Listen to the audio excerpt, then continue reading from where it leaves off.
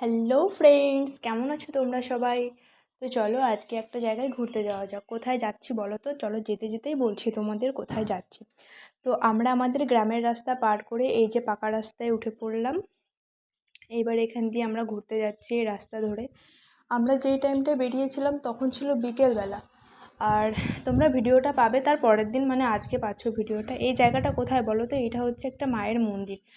চলো এখানে সবাই প্রণাম করে নাও। নিয়েছো? আচ্ছা, এইবার হচ্ছে এইখান দিয়ে আহ, এখান দিয়ে যাচ্ছি। ওই যে ওইটাও একটা মন্দির। এই যে এটা একটা খুব সুন্দর ক্যাফে, এখানে খুবই সুন্দর, মানে আমাদের এখানে খুব ভালো এটা। তো এই যে এবার আমরা এরকম করতে করতে আস্তে আস্তে এই যে বাজারের দিকে আমরা ঢুকে পড়েছি।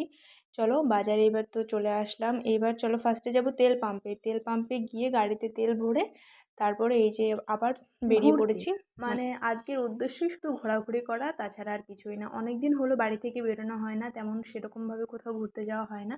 এই কারণে এমনি দেখবে, মানে এমনি ঘুরতে ভালো লাগে। কোথাও না না গিয়েও রাস্তা দিয়ে সুন্দর ঘুরতে, হাওয়া বাতাস অনুভব করতে করতে ঘুরতে ভালো লাগে। মানে আমরা যেই টাইমটায় বেরিয়েছি ওই টাইমটায় মানে লিটারেলি আকাশে অনেক মেঘ করছে, তবুও আমরা বেরিয়েছি, মানে ঘুরবোই এমন একটা ব্যাপার। এই যে বাসটা দেখতে পাচ্ছ এখানে কেন দাঁড়িয়েছিল ফার্স্টে আমরাও বুঝতে পারছিলাম না। তারপরে ধীরে ধীরে এগিয়ে গিয়ে বুঝলাম যে বাসটা কোনো একটা কারণে খারাপ হয়ে গেছে।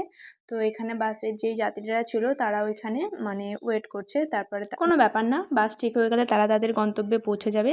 চলো আমরা ততক্ষণ ঘুরি, আর কি করব বলো। এই দেখছো আরেকটা মায়ের মন্দির, এখানেও আরেকবার প্রণাম করে নিও তোমরা সবাই মিলে।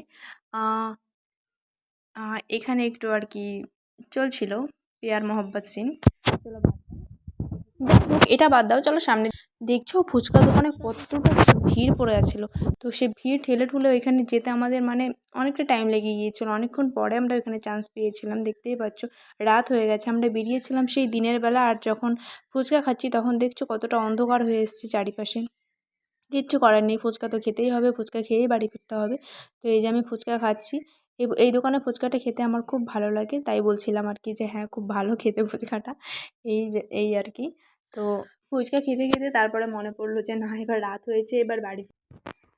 অনেকগুলো ফুচকা খেয়ে নিয়েছি, ফুচকা খাওয়া কমপ্লিট। আচ্ছা হ্যাঁ, মানে এই চারটে ফুচকা এইটা হচ্ছে আমার সব থেকে ফেভারেট। মানে এইটা দিয়েই, এইটা লাস্ট খেয়েই আমি আজকে আমার ফুচকা খাওয়াটা কমপ্লিট করলাম।